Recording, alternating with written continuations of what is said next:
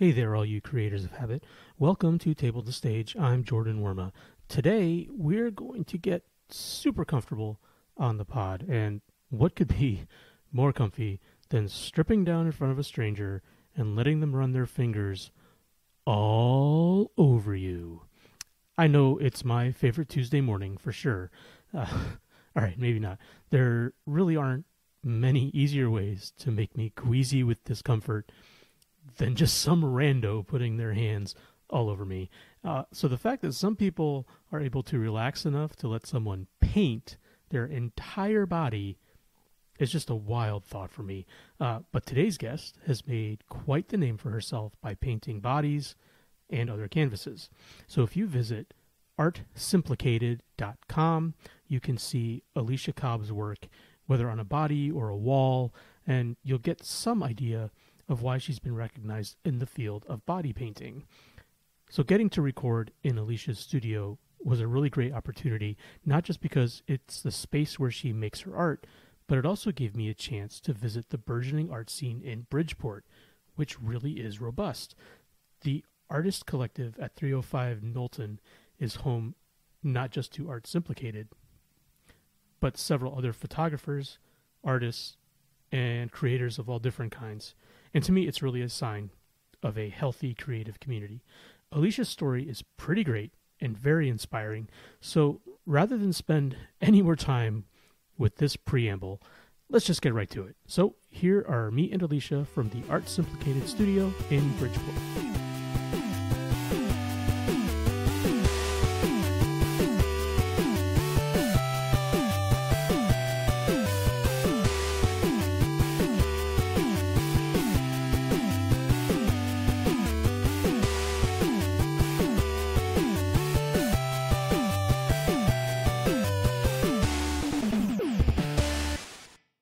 Are you originally from Bridgeport area, or are you from Connecticut? Did you come from somewhere else? So I am from Connecticut. Okay. I was actually born and raised in Stamford, Connecticut. I went to the Stamford public school system. I went from elementary all the way through high school. And then right out of high school, I got engaged. Oh, wow. And then right after I got engaged, so I got engaged when I was... started with this whole life thing. Yeah, it was fast. It was super fast. I got engaged when I was 18. So I was freshly graduated. I think I graduated that June. He proposed that December. And I was engaged. And I found out in March of 97 that I was pregnant. Oh, wow. So yeah, I'm a young mom. Just checking all those blocks yeah, right away. Really fast. It moved really fast. I was a young mom. And I grew up in the projects in Stamford. Okay. And for that reason, I saw a lot that, I probably shouldn't have. And for that reason, I really didn't want my daughter to grow up in that environment, which is when I started considering, like, where are we going to go? What can we afford with a baby? And I started looking at places, and Bridgeport happened to be the most affordable place to live. Imagine that, yeah. But I kept hearing all these crazy things about Bridgeport. Well, I remember in the 90s. Yeah, and this is it's late 90s, but it was still the 90s, and I kept hearing, like, people get killed there, and, all the negative things that people hear. And I said, you know what, right now it's what we can afford, so let's just look at houses, because I really wanted her to grow up in a house, which was something I never had. And so we came to Bridgeport, and we started looking at houses, and I, for the life of me, couldn't understand what people were talking about, because I came here and I looked around the city, and it wasn't like we went to every neighborhood in the city, but I got good vibes. I came here and I felt good about the city, and I saw, houses and the environment, and I felt like it would be a great place for my daughter to grow up. I graduated from high school in Norwalk. Yeah. A couple of years before, it sounds like you did. So I remember that area and all the stuff that people used to say about Bridgeport specifically, but then also Stamford and Hartford, even New Haven at the time. So, for you going from Stamford to Bridgeport and into a house, what was that transition like? I have to say that it actually was a really nice transition. It was very different. It was kind of culture shock for me. I grew up in a neighborhood that was pretty populated. And Stamford, like, I go there now, it's nothing like the Stamford that I grew up in. It's almost like New York City. It is a little from the New York 90s City. to now. Yeah. Yes. And so in the 90s, where I grew up, there were shootouts on a regular basis, people getting jumped, like deliveries not able to happen because it just wasn't safe. Yeah. I have to be honest, though, even in lieu of that, I never felt unsafe. I mean, our neighborhood wasn't safe, but we as kids never felt unsafe because, even, in the 90s with everything that was crazy, we had drug dealers right outside our windows, but they actually kind of looked out for the neighborhood kids, which is kind of strange. Yeah. But the transition from that to a house, which was very quiet, and we had our own space, and we could do whatever we wanted. We could paint the walls whatever we wanted, and being artistic. It's amazing. It was different. The difference that I think it can have on an individual, on a family, and on a community as a whole when you have people living in homes instead of apartments, regardless of whether it's like a cheap apartment or a deluxe condo. When you have people that feel like they're really settled and part of the community in a house, it makes a huge difference. Yeah. So that's... It did. It made a huge difference. And, neither of us, myself nor my husband at the time, had ever owned a home. Yeah. It was a first for both of us. I was 20 when I bought my first house, which was very different. Wow. I went through this the bank put us through... they asked for my high school diploma. They asked for information that I don't think is typically requested. Yeah. But because I was so young, and I didn't have this long credit history, they had questions. Right. And so it took us about 6 months to obtain a mortgage, but we got one. And I was, we didn't make a lot of money. But I was adamant that my daughter would not grow up seeing the things that I did. And it worked out that way. We actually have managed to stay in a home. My daughter, she just turned 21 in December. Oh, wow. And she's never been a part of a shootout or she's never seen any of what I saw growing up. So that's great. In that respect, it was like goal accomplished. Right. Goal accomplished. Neither of my kids, experienced what I did growing up. Oh, that's incredible. Yeah. So starting out in Stanford during that time, how did you get connected with the arts and realize that you were a creatively minded person? I mean, you said you didn't feel unsafe. Yeah. But that also doesn't sound like an environment that really inspires a lot of creativity. A lot of creativity, yeah. I mean, it could either inspire or not inspire creativity. Even if you don't feel unsafe, there's got to be sort of a built-in tension that you're there always definitely under. Was. And, my mom was a single mom, raising 4 of us on her own, 3 boys and 1 girl. And I'm biracial, so my mom is white and my dad is black, and my mom, that sure didn't make it easier then.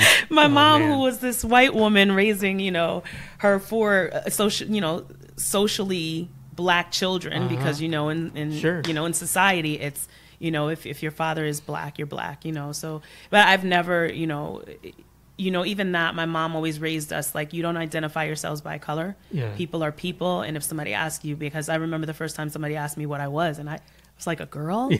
Like, I didn't understand why she was asking me. I was like, what do you mean? Right. So, in being in Stanford and experiencing what I did, it was I wasn't very inspired, but I can tell you I've always been an artist. So I don't remember a time that I wasn't creating, even during the years that I was in that apartment in Stanford.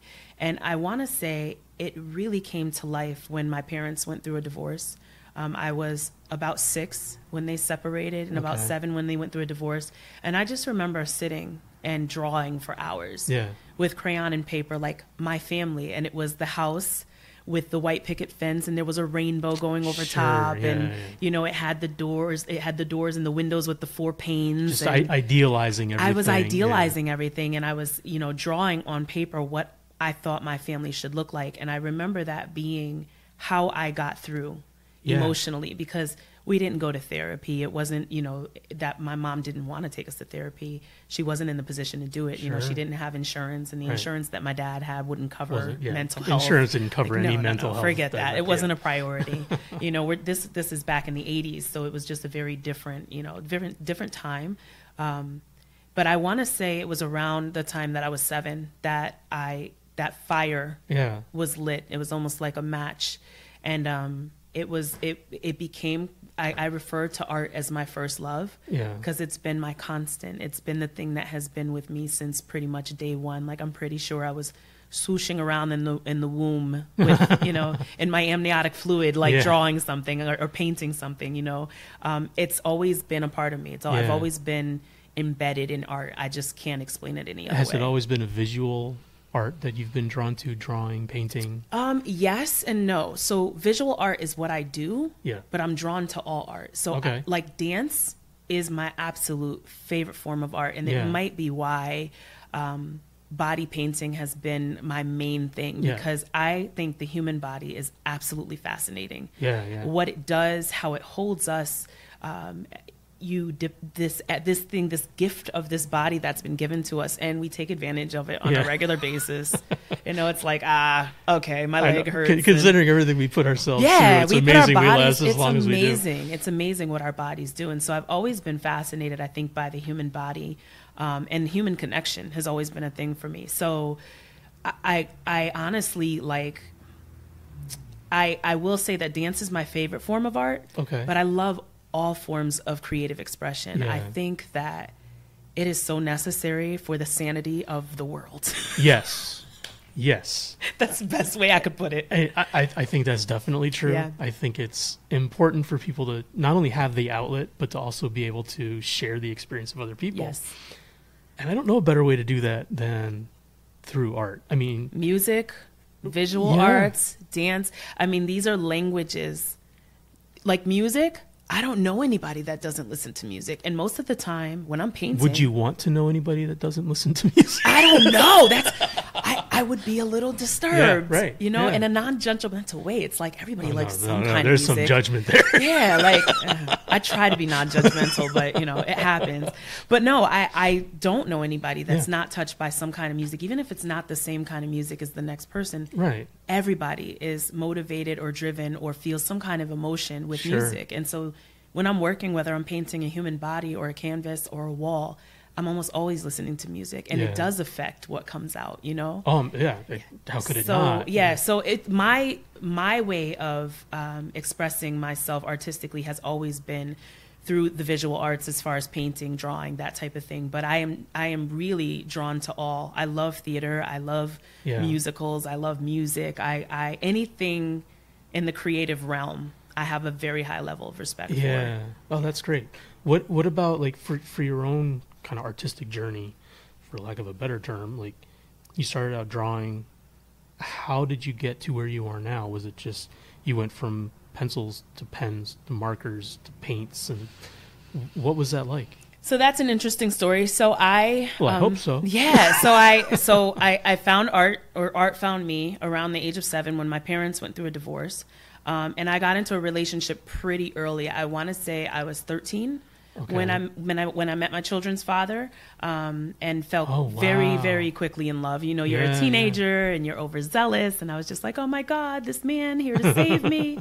And my dad has always been a part of my life, but from a distance. And I think at the time, I was feeling a void from my father not being as consistent as I felt as a little girl he should be. And so this guy shows up and it's like, hey, I want to love you. And I'm like, hey, okay. And so I have some space for that. Yeah, exactly. So I met him when I was 13, and that was very early on. And the interesting thing is, I almost immediately got enveloped in that relationship. And I lost myself, because it was like, I'm in love, and I have somebody to take care of me and somebody to take care of. And and then I had my daughter at 19, and we got married a couple years later. And so you said from 13 until your 20s, you really weren't doing didn't do anything artistically. I kind of lost it. It was like, I knew in the back of my mind it was part of who I was, but I no longer had time for it. You know what I mean? It was like I have this partner that I need to take care of. And I kind of forgot to be a kid, if you will. I felt like I needed to grow up fast. And I actually did grow up fast because of the environment that I lived in. So I had to be really mature no matter what. And so I felt this pressure to just be responsible. And I got my first job at 14, and I was helping my mom with bills around the house, and, being an adult way sooner than I should have. And so I ended up staying in that relationship for 15 years. We had 2 beautiful children. Yeah. We bought our first house together. And then what happened is, I think we just grew apart because I was a kid when we met, and I did at that stage. I was like, wait, I think I woke up one day and I loved him, but I didn't see myself growing old. But we're married now, and we have 2 kids. So it was almost like for a few years, maybe more than a few, maybe 5 or 6 years, I kept saying, you'll get past this. You took vows, stick it out. And then it got to the point where it was like, neither one of us were happy. We were kind of coexisting. We were roommates. We were raising our kids together. We didn't hate each other. There was no infidelity. There was no disrespect. We literally just grew apart. And so the emotional process of my own divorce brought back my desire to, I need to find myself some again. Association there. So it's like, sparked it the first time. How do I get through this? You know what I mean? Like the emotional process of now my family is the family that I've created is now going to split up the way mine did when I was a kid. And I remember it brought back all those emotions. And all I kept thinking is, how did I get through this when I was a kid? Art. And so I was literally in Walmart one day shopping for the house, paper towels, toilet paper, the normal stuff that you do. And I was walking down a clearance aisle and I saw a 12 by 12 stretched canvas and a little set of acrylic paints on clearance. And I literally said, I wonder if I can paint. Because prior to that, I had never painted. Prior to that was always sketching. I think I did a few paintings in art class in high school, but nothing that I really took seriously. It was assignments that we had to do. And so I said, I wonder if I could paint. And so I bought it. And I think the canvas was $4. The little art set was 10. And I went home and I found a picture of Billie Holiday online. The famous picture with the flower in her hair and her mouth is wide open at the mic. And I was like, and I painted it. And I was so proud of myself. And I look at it now like, God, that's a mess. But well, it was a start. And it's hanging, ironically, it's hanging on my father's wall. My father owns that painting. I gifted it to him. And my mom also owns one of my first paintings. But that was the first time that I painted. That was the first time that I started to get back into what it was. Did that open up a floodgate for you? It opened a floodgate because that literally, it hasn't stopped since then. It made me reconnect. It was like, this is your medicine and this is part of your purpose and this is what you're supposed to be doing. And so I started painting like a mad woman. I didn't even know what I was going to paint. I would just find random pictures on Google, or I might be driving by seeing something, while I'm, billboard on the highway, or maybe shopping in a store. I might see a woman that inspired me so I would just see random things. And then I would jot down little notes like, blue background and blah, blah, blah, blah. And then I would go home and I would start to paint and create these things just from memory. A lot of it was reference work. Like just to get back into it, it was like, okay, you got to look at a picture. And it's still, most of the work that I do is reference work. I look at images.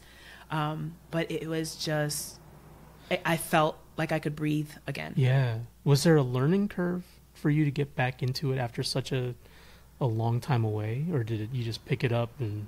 I just picked it up and went, and I wasn't completely happy with everything that I was creating. It just felt good to get it out. So I wasn't really concerned with the way that it looked, to be honest with you. It was just about getting feelings out for me. And then in 2007, I was introduced to an event and a person, a beautiful woman in Bridgeport named Shauna Melton, who is a local artist in Bridgeport, and she had this platform called Lyrical Voices, which was poetry and art. So, you don't like to go to club, you don't want to bounce, go to poetry and art. And that's my vibe. Like, I'm not a club person. I don't love to go to lounges and drink. So I'm like, poetry and art. Yeah, that sounds cool. And I start going, and immediately fell in love with this crowd. Like, people getting up in front of this room and kind of spilling their hearts out on the mic. And there's art hanging all over the room. And, we were friends for a couple of months. And she said to me, you should bring your art. When she found out I painted, you should bring your art. I was like, no way. The thing was like, no, I'm painting for myself. I'm not doing it for anybody else. And her words to me, which stick with me to this day, is God doesn't give you a gift like that to keep to yourself. And so I was like, she's probably right. And so I decided the next, I think it was a couple months later, I brought the artwork there, and people were like, whoa, you painted that? Like, I got responses to something that I didn't even, I was scared to put it out there because it was a piece of my soul, It was all of my pain on canvas. I think that's an aspect of art and poetry specifically, painting, whatever it is like the courage of the actual creators to share that with a bunch of strangers. Because it's us. Yeah. And the thing was, I didn't even want feedback. Yeah. I really didn't want to put it out there. No, but once it's out there, you're going to get it. Exactly. And I think that's what the fear is in the beginning. It was like, I really don't want to be judged. And this was my pain. And even if other people didn't see it that way, right. I was like, I don't really want to put that out there because then maybe people will see me. Yeah. And I think that's what the fear is, because artists, we're deemed like crazy, abnormal, unusual, weird, whatever it is. And so, a lot of that is kind of true in society's eyes. And I'm not normal. And I have no qualms about it. I think the thing that I think might strike people as sort of the weird part about that is that there's a willingness to be able to share a part of yourself that I think most people, I'm one of them, I have trouble with it too, but you're so hesitant to show your vulnerabilities, and you kind of let the inside be visible to people who are sort of conditioned by the society we live in to criticize and not necessarily appreciate the courage and the creativity that other people are willing to share. And I think part of it is too, if you're not a person who is willing to be vulnerable, because it's scary, scary to be vulnerable, right? Yeah. And so if you're not a person and you see somebody else doing it, it's going to be one of two things. It's going to be, no matter what, it's admiration, right? Sure. Well, I hope so. Yeah. But a lot of times it's misdirected admiration, because it might become judgmental, like, oh, I can't believe they're sharing that, right. in a very like, I would never do that. Right. But really deep down, most people want to be able to be that vulnerable, and art has done that for me. So that very first time I showed my work, and it was really vulnerable because I had no idea what the reaction was going to be, and that catapulted into everything that I'm doing now. And so shortly after that, the body painting. Well, I mean, we're just talking about vulnerability. Yes. And you've taken this art of yours. Yes. And you've gone to the most vulnerable people. Yeah. So the body painting journey, just a quick segue to that is, I started out face painting. Okay. So like at carnivals and stuff like that? Not even carnivals, no, okay. At family functions, because I had social anxiety. Yeah. Because in my marriage, I was very sheltered. It was, it was home, it was work. I really didn't go anywhere else. And so I was very sheltered. And so being in social situations was hard for me. I didn't know how to connect or relate to people. Right. I was in this relationship at a very young age. And so my social skills got stunted early on. So it was like, okay, I don't know how to be around people and talk to adults. So I'm just going to park in a corner and paint kids' faces. I'm in my 40s. I'm still learning. So right. But this worked really well for me. My family is huge. So huge that every year we have a Super Bowl party, right? Okay. And there's a committee.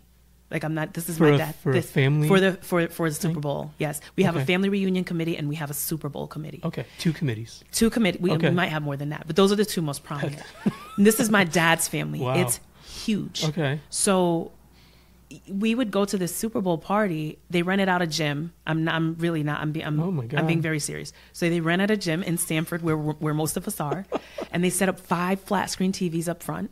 Okay. Right? And everybody it's comes. one game, right? It's just the Super Bowl. That's it. But it's been a thing. It started out as a very small thing that the guys would do, right? Yeah. And then it grew into, hey, why don't we have like a potluck style where everybody brings a dish? Sure. And then it's like, hey, why don't we include the kids and do something for them? And so it's grown into this enormous event where, I don't know, 250 people show up. Wow. Okay. And so, yeah. I'm a part of that family, but I don't know how to talk to them. Right. And so I would park myself on the bleachers and paint my little cousins' faces with like the cheap Walmart face paint, like hearts and stars and rainbows, and they would be happy. And I loved the feeling of the brush on the skin. And I loved that human connection. Okay. So even if we weren't talking, they're sitting in front of me, and energetically we are actually communicating. And then they would smile and walk away happy, which made me feel happy. Right, I'm like, right. this is a great way to communicate with people. But it backfired on me. Oh, no. And so people started coming to me, do you paint at kids' parties? Do you do face painting for kids' parties? Do you paint kids' rooms? Right, right. And all I'm thinking is, why are you talking to me? The reason why I'm in this corner is so you won't. But it was the biggest blessing that happened, because it did backfire. And it has had this snowball effect and the complete opposite effect. And it brought me out of my shell, because I started saying, sure, I'll paint at your kid's party. Right. And sure, I'll paint your kid's room. And I started taking gigs here and there thinking, oh my God, can I actually make money doing this? Was that like a conscious thing? Did you have to work up to saying yes to one of those I things? had to work up. Yeah, I would imagine there's it a lot wasn't of a right no's. away thing. Yeah. Yeah, no, people started asking me and I was like, are they mad? No, I don't paint at kids' parties. No, this is a family thing and that's it. Right. And then down the line, I think more than anything is financially, I had these 2 kids and I was struggling and I'm thinking, maybe I can make money doing this. Like, it wasn't a thing that I was thinking about. And so then it was like, okay, maybe just to make extra money, I'll say yes to them. Okay. That's what really made me start saying yes. And then I started getting hired to do kids' parties with no training, no formal training. Right. I was already artistically inclined and people thought, this little butterfly I did on the cheek was the most amazing thing. And so I was like, okay, I'm with it. And I started to paint faces. And that was about 15 years ago. Okay. And like I said, I love the feeling of the brush to the skin. And then I had a friend that I met at Lyrical Voices who was an up-and-coming photographer who said, hey, would you do a photo shoot with me? Like, he asked me to model for him. And I'm like, oh, why?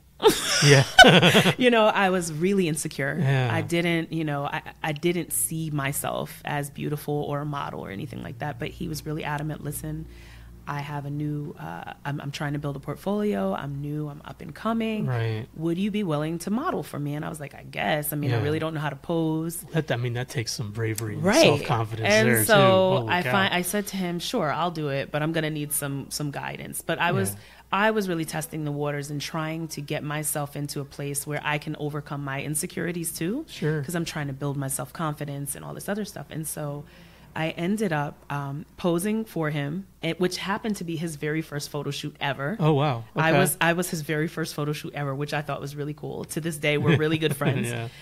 But during this photo shoot, I mentioned to him, I think it would be really cool to paint a person's body. And he's like on their skin. I'm like, yeah, like face paint, but everywhere. Yeah. But I don't know how to approach somebody with that. Like, I could say to somebody, oh, can I paint your portrait? I don't want to paint their portrait. Like, I want to paint them. Right. And it's so far outside of anything that I've ever done. Like, I grew up in a really conservative household. Okay. Like, to this day, I'm 40 and I've never seen my mom naked. That's the type of house I grew up in. And my brothers, I had 3 brothers. And so I always stayed covered up. And even my brothers didn't walk around, Yeah. And so I come from a pretty conservative background as far as nudity is concerned. Sure. So I was just like, I just don't know how to approach somebody with that. And his response was, I think I know somebody. So if I get a model, would you be willing to let me do the photos? I'm yeah. And so a month later, this beautiful soul named Lolly, she is actually from Bridgeport. She's a young lady from Bridgeport, agreed to get painted. And she came to my house, not even really knowing me. Yeah. She's kind of free-spirited that way. Yeah. Came to my house, and we were in my living room, and I had nothing but brushes. Like, the tools that I have now are so much different than what I had then. Sure. I had these tiny little number 3 round tip brushes For faces, and right? for faces, and I had there were no sponges, there were no kabuki brushes, nothing like that. And I had, I don't know, 6 colors, and black and white being 2 of them, but I had like yellow, red. I had all the primary colors, black and white. And it took us 7 hours, and I had no clue what I was doing, but it was a completely abstract freestyle thing. And he took the pictures, and they hit social media. Oh, wow. And I literally haven't stopped body painting since. I mean, there's way more to the story than that, but going back to vulnerability, this person who barely knew me was willing to come into my home. That's putting a lot of trust in you. It's putting a lot of trust, and I don't take that for granted. Yeah. Like, even now, 10 years later, I've been doing it now for 10 years. And every person that stands in front of me that is able to strip down to their skin. And people are not ever, I think I've painted 3 people completely nude. Okay. But for the most part, when I paint people, they have on underwear, they have Sure. on pasties or bras. It's not like completely nude. Right. And the only events that were completely nude were New York City Body Painting Day, which I'll talk about. Okay. But it is a very vulnerable place to be, to stand naked Yeah. in front of a person. And I don't take that for granted. I take it very seriously. I'm very intentional about everything that I do. And so to me, that's a gift. It's a gift to be somebody that people respect and trust enough to be able to strip down in front of. That's a level of vulnerability that... Okay, so as an example, my wife is a massage therapist. Mm-hmm. And I think in I don't know what year this is anymore, but 15-ish years we've been together. She's constantly asking me to give me a massage. And nah. I'm just not comfortable with people just touching you, me all the time. Yeah. So the idea of getting down, not that anybody would want to do it anyway, but getting down to just my underwear. Yeah.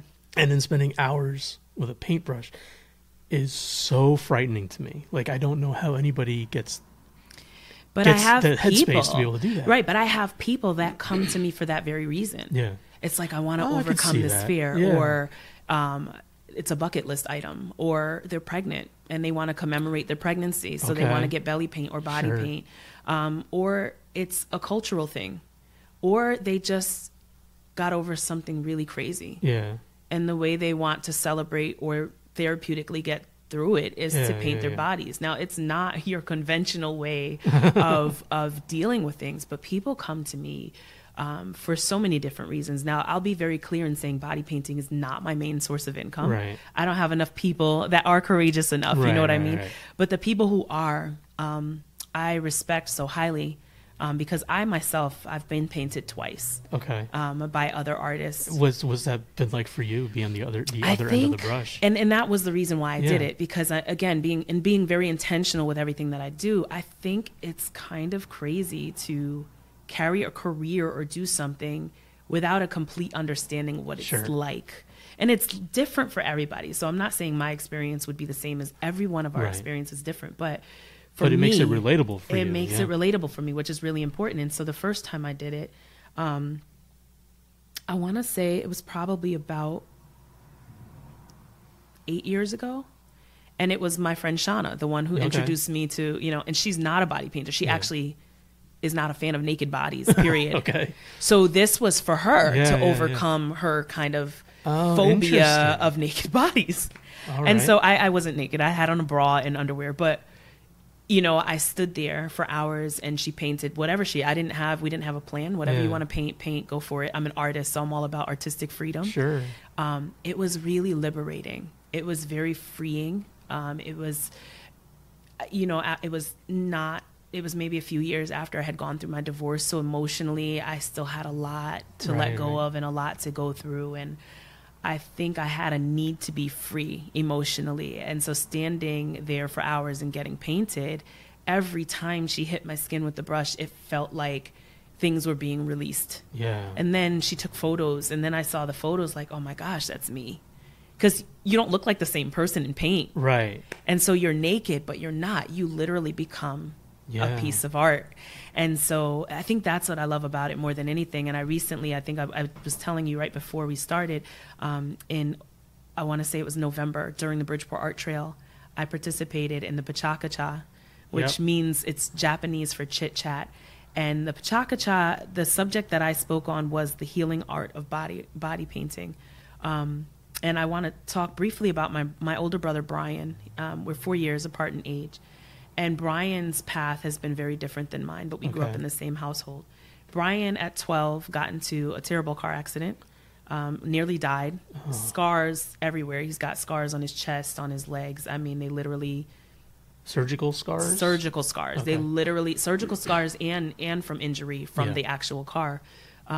They literally didn't think he was going to live. And if he did live, he wasn't going to walk again. He wasn't going to have kids. Oh, wow. I mean, you name it. Whatever injury you could think of, he went through. Fractured skull, crushed pelvis, both of his legs were broken, torn liver. Oh, wow. I mean, urethra. He wore a bag for as long as I could remember. And this is a 12-year-old kid, you know, and the accident happened on my 8th birthday. And so I remember feeling like, number one, a part of me thought that it was my fault because there's a whole backstory, but he was in a car with a family friend, going to the store because my dad was supposed to take us to Playland, and he went back on his promise because he couldn't take us, and my brother got angry. And I kept thinking, because it was my birthday, this happened. Right. But me and my brother now, he actually has been painted more than anybody. When he came to me and said, you know, I want you to paint me, I was like, really? Okay. He was ashamed of his scars. He had a really hard time looking at his body. Yeah. He doesn't really remember much about the accident. You know, trauma, you kind of park it in the back of your mind somewhere. He's old enough at the time, though, to remember what it was like to not have that. Yes, and what it was like coming home and having to, you know, he was disabled, he couldn't walk, and, you know, he had to rely on us to take care of him and stuff. But a few years ago, I was painting him live at the Bridgeport Arts Fest. Okay. And we're under the tent, and I'm painting him, and I finished painting him. And he loves walking around with paint, like loves the center of attention. Okay. And so he's walking around, and this person who had seen him painted multiple times, like if you see my brother, you recognize him more painted than unpainted. Oh, all right. People don't know who he is when he doesn't have paint on. In Bridgeport, anyway. Okay. And so he's walking down the street, and this girl goes to him, you know, why do you like getting painted so much? And his answer was pretty profound, not one that I had ever thought of, but he said, you know, when I'm painted, nobody sees my scars. Nobody sees my race. Yeah. Nobody sees my sexual orientation. They just see art. That, to me, was like, whoa. Oh, that's beautiful. Whoa, right? Because we walk through life, and we're so afraid of judgment and what people are going to say and think. And being painted gives him kind of a shield, if you will. And that's what it's become for him. And so it has healed him, because he's not ashamed of his scars anymore, and he is comfortable in his own skin, and he's not afraid to tell the world who he is, whether he has paint on or not. But the process of being painted has helped him to get to that confidence level. And to be a part of that is a really magical thing, to go from being 8 years old and feeling like, oh my God, my brother almost died because of me, which of course it wasn't my fault. I mean, I know that now, but as I mean, a the process, being able to do that with him, it's got to be sort of a healing experience for both of you. Exactly. And almost everybody that I work with, I mean, my brother is my brother, so we have a really good relationship, and he's family for me. But almost every person I've worked with has had, you know, a similar story or experience. Like, they came in feeling maybe low or down, and not always. Some people come in completely fine. But when people are going through stuff and they get painted, something happens. Something ignites. And that connection, that vulnerability, because I'm being just as vulnerable, you know what I mean? I'm not stripped down to nothing, but now I'm exchanging energy with this person, and I need to put something onto their bodies that's a representation of them. And they've trusted you and to turn them into art. Exactly. And that's a pretty vulnerable state as artists. You know, we are constantly being judged by other people. So, you know, the body art was something that ended up happening because of the brush on skin and the feeling about it. But really, it's more for me about human connection. That being vulnerable with other people and having other people be vulnerable. I don't think there's enough of that now. I agree. I think we fear so much what other people think, and I'm at a place in my life where I don't want to say I don't care, like I really don't, but I don't care. I don't care what people think. I am who I am. Take me or leave me. Right. I just, you know, I'm in a space where I try to be the best I possibly can every day, whether it be through my work, my reactions and relations with other people. And art has really given me the ability to connect with people.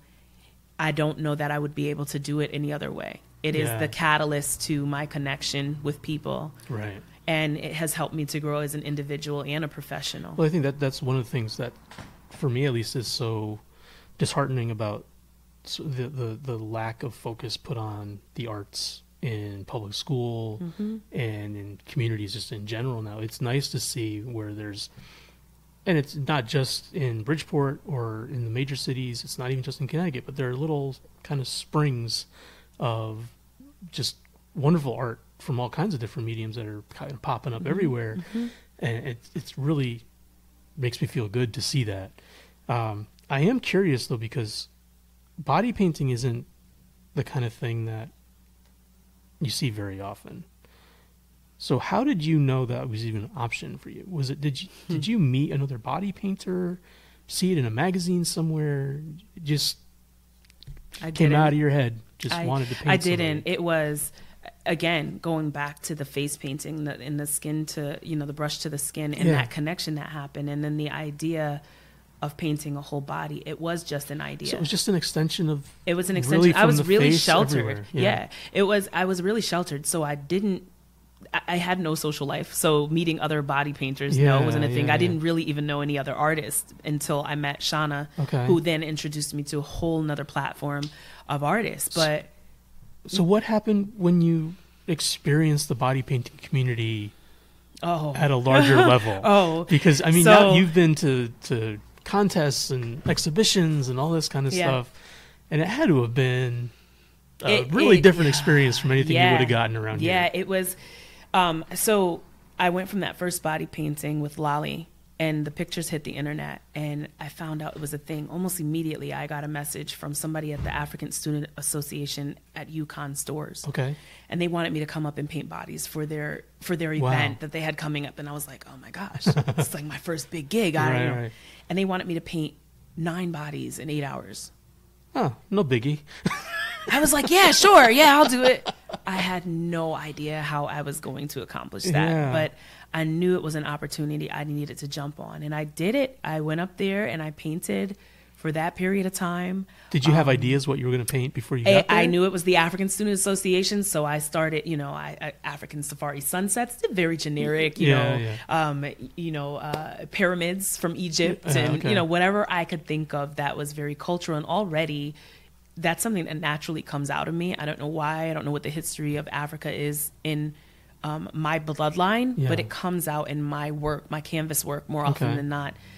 It's just a visual aesthetic that it's just appeals. I roll with it. I'm a very firm believer. I may be labeled an artist, and I hate labels. I'm not a fan of labels at all. I may be labeled an artist, but I understand that I literally am just a vessel, that this work comes through me. Mm-hmm. Half the time I'll step away from it and I'm like, oh my gosh, I don't even, so people see the work and they're like, oh my God, your work is amazing. Okay. I'm not really sure that's mine. Yeah. I know it came from me. But there's a channeling process or a zone, if you will, in speaking to creative people. Sure. You'll hear all the time them talking about going into a zone where it's kind of an out of body experience. Yeah. So Africa showing up in my work has been pretty much since the beginning. Yeah. Whether it be tribal marks, I haven't even had the opportunity to go to Africa and really explore and learn more about the culture. Well, if your body painting features a lot of that style work, it's got to be different from the other places that you've been and the other body painting you've seen. Because I know the stuff that I've seen is usually really super bright, like almost neon colors, mostly tropical or some, you know what I mean? It's more of a southern aesthetic. Yeah, it's a mixed bag. And I've actually done the bright stuff. It's not everything that I do is African. Just naturally, those are the patterns that flow out of me. Sure. Like, if you see my work, a lot of just very culturally, that's just something that pops out. And so I just honor that process and go with it. But doing this event with these 9 people, I literally, like, at some point, this guy came up to me. He was like, "Are you human?" And I was like, "What do you mean?" And he was like, "Well, you've been here for 8 hours painting people. I literally haven't seen you stop to drink, to use the bathroom, to eat, nothing. You're like a robot." And that's the zone that I'm talking about. Literally, when I'm in that zone, everything else shuts down. Sure. And until I come out of that trance, if you will, I don't even know. Well, that's that creative flow process that people from all kinds of different writers, painters, whatever it is you're doing, you get into that that flow. It's like everything just feels perfect. Absolutely, yeah. So with your question, as far as, how did it get to where it is? So that first picture of Lolly hit the internet. I got the gig with UConn stores, and these pictures are hitting the internet, and people are contacting me left and right. Like, can you do this for our college? And can you do this? And And so I started to do some research on body paint. Like, is this a thing? Because like the only thing I had seen prior to that was Sports Illustrated. You know, the painted bikinis, which is not at all what I wanted to do. I'm literally using bodies as canvas, like fine art. That's what I'm thinking. And I started doing research, and I found a picture of a white tiger that was body paint. And I stared at this picture for probably a good 20 minutes before I figured out where the body was. Yeah. Which I thought was so cool. And the artist that was behind this image, his name is Craig Tracy. He is famous in his own right. He's from New Orleans. Okay. I reached out to him. I sent him a friend request on Facebook. Hey, I found your work on Google. I think it's amazing. I would love to just pick your brain about this thing called body art. Yeah. What is it? And it's a thing, like you're making a career out of it. So, and he responded to me, and he started communicating with me via Facebook Messenger. Oh, that's great. And for about, I don't know, 4 or 5 years, we communicated back and forth on Facebook. And then in 2015, he sent me an invite to come to New York City and body paint with him at this new event that was happening. Yeah.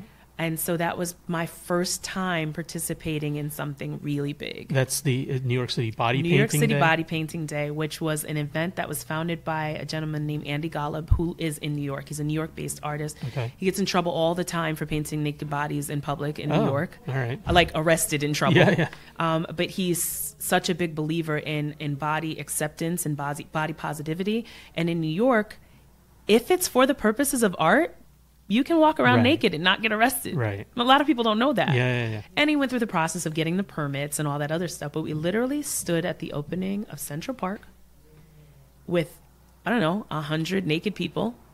This was the very first one. Yeah. I can't remember if it was 2014 or 2015. I want to say it was 2014, actually.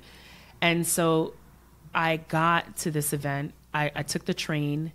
And I got to this event not knowing what to expect. It was going to be an adventure. Like, this is going to be an adventure. And I go down to New York, and we're at the opening of the park. And I look over, and I see Craig Tracy, who I've been communicating with for 5 years. And I'm not a person that gets starstruck. Yeah. But I was like, oh, my gosh, that's Craig Tracy. And I'm walking by, and he goes, hey, girl, come give me a hug. And I was like, oh, my gosh, he knows who I am. And so I connected with Craig Tracy, and I was a part of the event that year. And I went back the following year. And the following year, the theme was what the world needs now. So every year there's a theme. Yeah. And it was what the world needs now. And of course the song What the World Needs Now comes to your mind. But the first thing that I saw was Imagine by John Lennon. Okay. That was the image that came to my face. Yeah. And I was just to my mind. And I'm just thinking, I saw his face. I saw John Lennon's face, and I saw this really colorful background. And we had a limited palette. They told us what colors to work with. And so I painted Lennon's face on the front of this girl's body. And this was my second year as a part of New York City. And her name was Grace. And Grace actually went to competition with me last year. Okay. She's somebody who's now been in my life for the last few years. But so I did New York City Body Painting Day for 2 years in a row. And these people, the rule was they had to be completely naked. Wow. Which was like, okay, let's do this. But they make them different down in the city. Yeah, it is very different. And even, you know, in New York, you walk around in Manhattan, you walk around in New York, and there's really nothing that has shock value. Right. You see a little bit of everything here. Well, let me tell you, our first year doing New York City Body Painting Day had shock value to another extreme. Yeah. We actually, when we finished painting the models, we got on these double-decker buses, and all the painted models were at the top, and they're like screaming, and people are looking up like there's blue naked people. This is insane. And just being there, it was like this, whoa, this is so cool. And so I did it a second year, and in going to that event, it opened up, hey, there's competitions. Yeah. There's body paint competitions. And I'm like, no, I'm not a competitive person. I don't want to compete. And so I kind of stood away from that for a little while. But what I realized when I started to get into the body painting community, because there's a whole world of us. Yeah. It's pretty cool. I mean, if you imagine going to an event full of people that are painted to look like creatures. And it's not just like, I mean, it's gotten to the point where there's accessories and headpieces. And I mean, it is really, really extravagant, this thing. And everybody packs really light. Oh, yeah. Right. Our models, they don't need to bring anything. So, me being a part of New York City Body Painting Day and connecting with Craig Tracy and some other body artists that I met at New York City Body Painting Day then led me to finally in 2016, I said, you know what? I realized that in order for you to even be acknowledged in the body paint world, you need to compete. Yeah. That's how Craig Tracy became known, because he went to the World Body Painting Festival, which is a thing that happens every year in Austria. In Austria? Austria. Thousands of people travel from I would have named 100 countries before I got to Austria for that Austria. Thousands of people come from all over the world to be a part of this event. It is huge. It is gigantic. Yeah. And so in 2016, I decided to compete, and this was the only sanctioned body art competition in the United States because it was sanctioned by the World Body Painting Festival. So it was the only sanctioned body art competition in the United States, and it happened both in Atlanta, Georgia, and Greensboro, North Carolina. Okay. I did not compete in Atlanta. I assisted in Atlanta. Okay. And then I decided to compete in Greensboro the following year. And so it was amazing. I was against people from South Korea, Italy, Japan. People from all over the world literally traveled to Greensboro, North Carolina to paint people's bodies and compete. Was there anything that really stood out to you as far as like the style of art that maybe yours was different from people from different parts of not just the U.S., but all over the world? Like, is there an aesthetic that seems to change depending on where people are from? It does seem to change. There are some cultures and countries that are, I think, far more supportive of artists. So countries like South Korea. I hope so, because they're not very supportive. Yeah, no, we're not very supportive here, and it's really sad, because I'll say there is an artist that has won almost consecutively this competition since it started. Wow. And she's from South Korea. I think she lives in the U.S. now, but originally she's from South Korea. And in South Korea, they actually pay for art education. For arts? They pay. It's not just exposure? No. They actually pay. Holy cow. I just posted that yesterday on Facebook. Oh, really? Something about exposure. Sure, because my rent is 800 exposures. Yeah, exactly. I can't stand that. I just literally put a PSA up about that yesterday on my Facebook page. That drives me crazy every time I see it drives me crazy. That's a whole nother subject. But this artist, she's from South Korea, and they are completely supportive. And so they pay for their training, they pay for their supplies and their fees to get into competition. And so what I found aesthetically, the differences are, when you have countries that are super supportive of arts and these talented, extremely talented artists who actually get support, in learning the right way to do things. Some people choose airbrush, some people use, regular paintbrushes, which is what I prefer. But they are, when I tell you, first of all, competition, you have a certain amount of time to get this thing done. And when they say brushes up, brushes up. And when they say brushes down, brushes down. And when they say brushes down, it doesn't mean you're just finished painting. It means your brushes are down, all of your accessories are on. Every ounce of glitter and gems and whatever you need to put on your model has to be done when they say like brushes those cupcake down. Competition shows. Exactly. It's very much like it was. And I'm pretty sure, I don't know if you've ever seen Skin Wars on Game Show Network. Didn't even know that was a thing. Okay, so if you have Netflix, I'm pretty sure it's on Netflix. Everybody's got Netflix. So isn't that included with a mortgage now? I know, right? Yeah, it's a true story. Look up Skin Wars on GSN. And actually, Craig Tracy, who is the gentleman that I'm telling you about, is one of the judges and producers of that show. Okay. I don't know that it's still happening. I think it might be done. Yeah. But I mean, I applied a couple times to be on the show and went through like some Skype interviews and some other stuff. And then I think they just stopped recording the show. But it is very similar. It was a body paint competition show. Oh, wow. That's it. Like That's every wild. week they gave them a theme and they had to go with it, and that was it. But competition and seeing, when I first decided to compete, me not being naturally a competitor, like if you put me in the position where I have to compete, I'm going to do it. Yeah. This was by choice. And it wasn't really about the competition for me. It was more about the experience. I wanted to challenge myself to do something way outside of my comfort zone. Because I feel like that's going to make me not only a better person, but a better artist. Of course. And so for me, it was like, go there, compete up against the people who are the best in the whole wide world and have been doing this for 20 years. Yeah. Do it. Little old you, go and do this, right? And so I took my brother. Brian with me, and we went to Greensboro, and I painted him as a giant butterfly, because butterflies are a thing for me, because transformation, metamorphosis, growth is a thing for me. And so I pre-painted these wings, which took me, 10 hours, which was insane. But I pre-painted these wings that he was going to wear in competition. And then I came up with a design concept for his body. And we went down there, and we had 6.5 hours to complete it. And I had an assistant, and they said brushes up, and we painted. And when they said brushes down, we stopped, and his wings were on, and his crown was on. And we went in front of the judges, and then we had to talk about our concept and what it was about. And there were 29 in the pro competition. I want to say I applied to be an emerging. Okay. They put me in pro. Okay. Which was very upsetting at first, because I was like, why are they doing that? I'm not, I didn't see myself that way. Sure. But I think it's hard for people to see themselves that way. In the end, it was like, that's cool that they saw me in the light. They looked at my website and all this other stuff, and they're like, yeah, she's a pro. And I'm like, I'm really not, but okay. Yeah.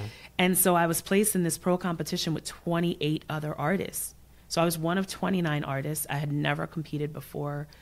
It was a long night. We were exhausted by the end of the night. And it was like, okay, guys, this was great. We had fun. We shared an Airbnb with like 10 other people. And we were on our way back in the van that we rented from North Carolina to Connecticut the next morning. Wow. And we're all laying there like half dead, half asleep. And then somebody goes, oh my God, Alicia, you placed 10th. I was like, what? You placed in the top 10. I was like, what are you talking about? They were like, you're in the top 10. Wow. And I was like, stop it. And I went on to the website, and I saw, and I was like, oh, I can't believe that. This is my first competition ever. And so I was processing it. But to place in the top 10 in your very first competition against the best painters in the world, like, that's incredible. I was like, I couldn't believe it. And I don't know, even still, it's like, did that really happen? Yeah. And I've competed one other time since then. I went back in 2017, and I competed again. And then they didn't do it in 2018. Oh, okay. I don't know that they're doing it anymore. They're kind of moving it into a different direction, and they're working with Arnold Schwarzenegger for some event. Oh boy. Yeah, it's like a big fitness event that they're including body paint in, which I almost went to, and then I decided not to. I was like, take a year off to regain focus. But that is kind of how I've ended up getting into competitions. I did Living Art America, which is the championships. And I placed top 10 my first year. I don't remember what I placed my second year, but it wasn't great. I was still in the pro category, but it just wasn't great placement, but it's still a great experience. Yeah. And also down the line, I've been able to participate in something called the Flesh Art Show, which was a talent show that was happening at One-Eyed Jack's in New Orleans, which is, I go to New Orleans every March because we have a big body paint convention that happens there. Called La Fête, which basically translates to the party. Okay. They have parties in New Orleans, huh? It's exactly. But it is really like a reunion. We go to this hotel, and we have the convention center, and we teach each other tips and tricks and about business, about painting, about life. Yeah. And it's just very cool. And every year we get new people, and we get, some of the regulars. I've been going now, I think consecutively for about 4 years, and it's literally like family, like it's my painty peeps. That's what I call them. I'm going to see my painty peeps. But when I was in New Orleans a few years ago, they had, and they still do every year, the Flesh Art Show. Okay. Which is organized by somebody out of Atlanta, but it's something they do once a year. It's this body paint talent show. Yeah. And I got 2 acrobats, which was very cool. Wow. And the whole theme was like voodoo, because you're in New Orleans, So, she's painted with like, cards, and he has the skull face, and it was a very cool experience. That sounds like it. Yeah. So New York City Body Painting Day, Living Art America, Flesh Art Show. These are all things that the art has kind of taken me in and out of all these amazing journeys. Oh, that's great. Yeah. We are pushing an hour right now. Yeah, I told you I could talk. No, that's great. I mean, it's wonderful to hear all these great stories. But I do want to give you a chance to talk about Art Simplicated. Okay. Because you have this great workshop in Bridgeport. Yep. And you do some teaching and some painting. Yes. So let everybody know what this is and how they can find out more information. Okay, so 4 years ago, I quit my job. That sounds safe. I quit my job and jumped off of a proverbial cliff and decided to grow my wings on the way down. Oh boy. So January 10th of this year was my 4-year artiversary. That's what I call it. I've been a full-time artist for 4 years. And so as a full-time artist, I've had to develop multiple streams of income. Yeah. So my biggest thing over the last 3.5 years has really been sip and paints. So, those are social events where people come out for parties or just ladies' nights. They're so popular now. They're really popular. And they have been really popular for 3.5 years. And somewhere in 2018, that started to shift for me. And I think that it's because I'm supposed to be doing something a little more. Not saying that sip and paints are not great, because I still love to do them. But I'm actually starting to, outside of sip and paints, moving to the realm of therapeutic arts. So not art therapy. I want to be very clear, because I'm not an art therapist. Right. But art has been very therapeutic for me. And so I'm moving into the realm of therapeutic arts. I had an event last week called Beauty from Ashes, which is really having people focus on the things that they've been through to build a foundation of where they're going. Okay. So really, this is like fertilizer, if you will, for where you're going to grow to. So it's a vision boarding workshop. Okay. And so everything that I'm doing here now outside of sip and paints is really workshops. But I do sip and paints right in my studio. I also travel to people's homes and businesses. I do corporate, I do small businesses where they want to do like team building and we'll do painting together. I do wine glass painting outside of facilitating and hosting events. And workshops, obviously, here. So I do therapeutic workshops as far as vision boarding. I do mandala art with people. I do therapeutic sessions one-on-one where people are kind of able to process whatever, they've been through. And that is all very new for me, but I'm excited about it because it's something that I've done for myself. And so being able to now help people through art I think it's kind of part of what I'm supposed to be doing. I no longer face paint, but I do have a small team that I've built of people who do face paint, and I've trained them, so the quality is pretty much the same. Right. So when I get calls, hey, do you face paint? I don't, but I have somebody for you. And the only reason that I'm not face painting anymore is because I've been doing it for 15 years. It's been a huge blessing to me, so I want to pass the baton to other people. I don't love it as much as I did, and I'm kind of graduating myself because I really want to focus more on my fine art career and the body art. Yeah. Which leads me to fine art and body art. So I do commission work. Okay. I do portraits. Pretty much, I don't say anything because there are, limitations to what I'm not going to just do anything. Again, I'm very intentional. I've gotten a lot of crazy proposals with body paint, especially, that I just it's not an erotic thing for me. I view it as fine art. I view people as fine art, right? And so I treat it as such. But I teach in local after-school programs, New Haven, Bridgeport, Stamford. I've actually been all over Fairfield and parts of New Haven County. Okay. Just teaching after-school programs, extracurricular programs. I do not work in the public school system. Yeah. My task time is really after hours. It's in the after-school, in the summer programs, kind of getting the kids when they leave that academic environment, because art doesn't seem to be a priority anymore 20 in the minutes school systems. Once a week, if that. And it's really frustrating because now, a lot of schools have this art on the cart thing where there's not even an art room. Like the art teacher carries their paint and whatever else on a cart and goes into the classrooms, which... There's music programs like that now too. And I have to be very honest, I don't know. I wouldn't have functioned without it. I wouldn't have. No, so my school weeks revolved around my music and art classes. Yeah. And I enjoyed science and I enjoyed English, but if I didn't have those creative hour blocks to look forward to, I don't know how I would have gotten through. Balance.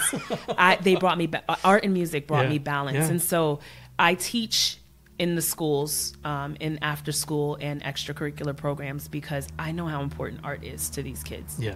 I know what it was for me, especially in the inner cities, which is where I am most of the time. Yeah. I come from that, and so giving back to where I came from, because I know what a difference it made for me. And if, I can get through to one kid, not even teaching them, because really art is not about teaching anybody. It's about creative expression and creative freedom, but giving them the ability to express themselves. Right. So that is one thing that I do. So I teach, I paint commission work, I paint murals. I've worked on a number of public art projects, both between Stanford and Stratford.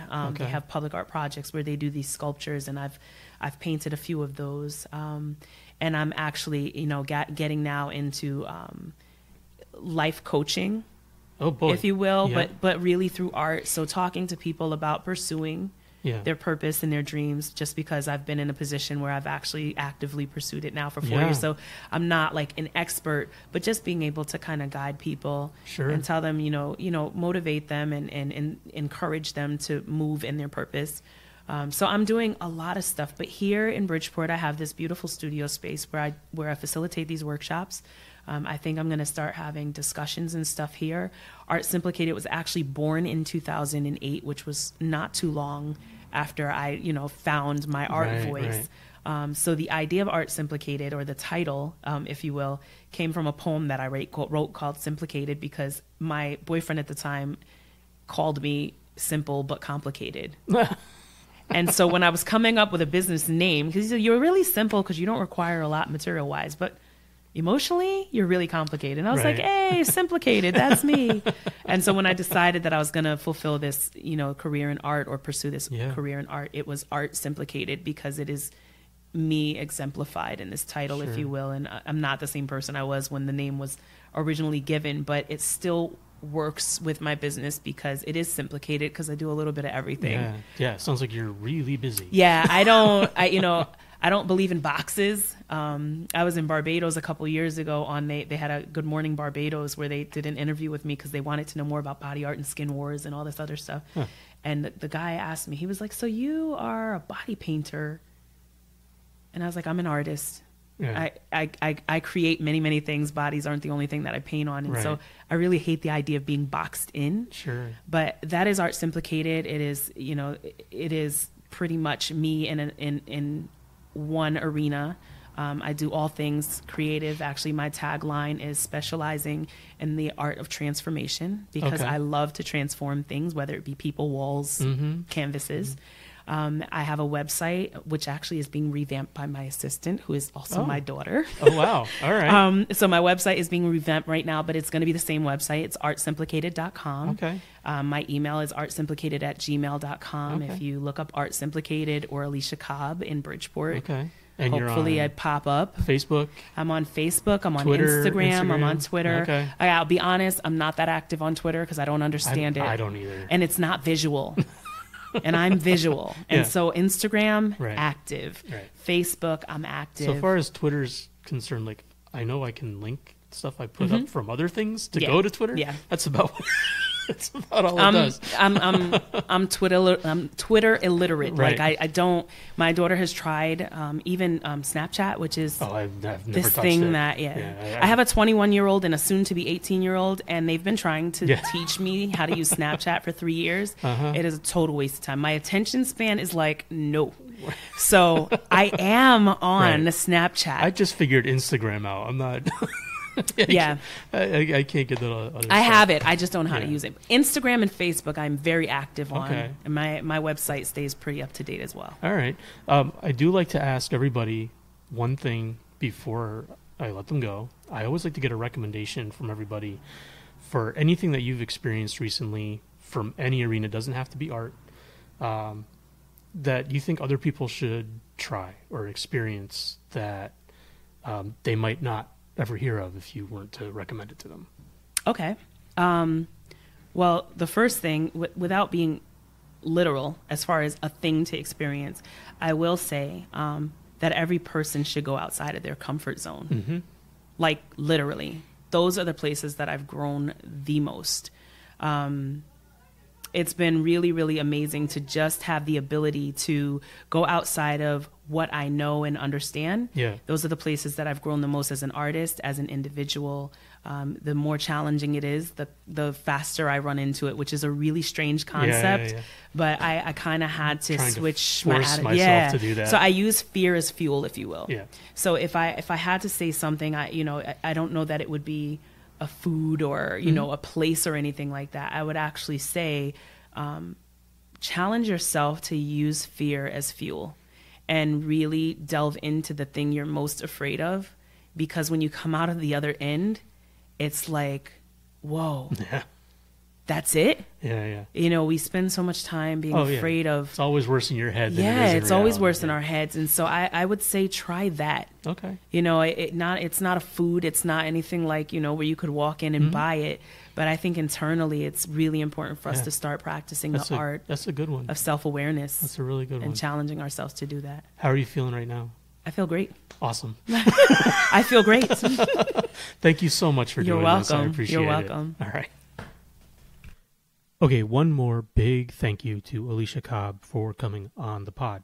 Make sure to visit artsimplicated.com and follow her work on Facebook and on Instagram. It's really fascinating the way she uses a body to create really interesting and beautiful imagery. All right, so what recommendation should I make today? All right, I got one. Okay, so I'm recording this just a few days after taking my daughter for her first visit to Broadway and Times Square. We've been to the city once before for a Mets game, but we'd never actually seen a show, and she's never walked through the city. We had brunch at the Stardust Diner, we walked through Times Square, and we sat and watched Frozen at the St. James Theater. It was an amazing experience. Okay, so what's my recommendation? The diner? Nah, the food was okay. The entertainment is really the draw there. Times Square, also, not for me. It's a little overstimulating for my taste. Am I recommending you go to NYC and catch Frozen in its initial Broadway run? Nope, not even a little bit.